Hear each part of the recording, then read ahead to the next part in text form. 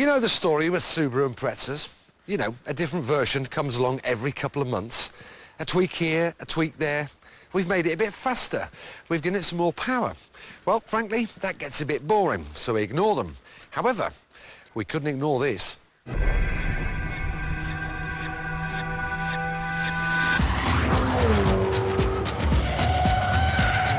Like a high-tech piece of rock, it has the right names written throughout it. This one means it'll go, this one means it'll stop, and this one means it wasn't made by Subaru. It's a Litchfield Type 25. Ian Litchfield is a bloke who's been importing Subarus for the past 10 years, and now he's tuning them rather well. He can put one of these Type 25s on the road for 40 grand. It's based on a version of the Impreza you can only get in Japan. With lighter panels and roof, it's the starting point for the Group N rally car. Now, let me give you some statistics. It's got 415 brake horsepower, which is about the same amount as a Porsche 911 GT3, except that costs about twice as much. It'll get you to 60 in 3.8 seconds. Now that's as fast as a Ferrari F430. Well, that costs 3 times as much. I think I'm gonna have a go at that.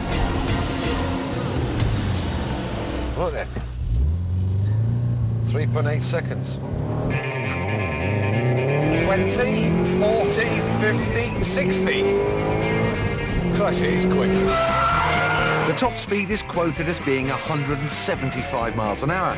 It is astonishing performance per pound. So how have they made it so quick? Well, every little bit of the 2.5-litre engine has been improved, from a one-off turbocharger to a bespoke exhaust. But here's the key. Everything is designed to look as original as possible. They didn't want a tacky engine bay that looks like it's been designed by a lottery winner. Now, pretty much all highly tuned turbo cars have lots of lag, and this is very good. So let's give it a true on-road kind of test. Let's get 4th gear, 3,000 revs, and give it some. There's a little bit of lag there, but it's pretty good. Now, not all the go faster bits are in the engine bay. Litchfield have completely redesigned the suspension. Different springs, anti-roll bars, and these trick dampers. These gold knobs at the back can increase or decrease the stiffness of the damper both in bump and rebound. Upshot is you can make the car more reactive or less. Trick stuff. It's race car technology, but it doesn't mean this is a car just for racing drivers. Your granny could drive it quick. Now, one of the amazing things about Subaru and about Mitsubishi Evos is they are incredibly easy to drive quickly from A to B. They're very sure-footed, they give you lots of confidence. And if I'm honest, this is even easier again. Litchfield have really changed the dynamics of the way this works. The steering's much more precise. It's got more front grip mid-corner.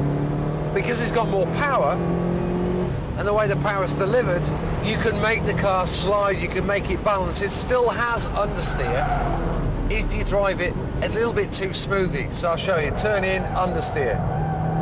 But if you're a bit more aggressive like this on turn in, then you can make the car more neutral, and that's more fun to drive.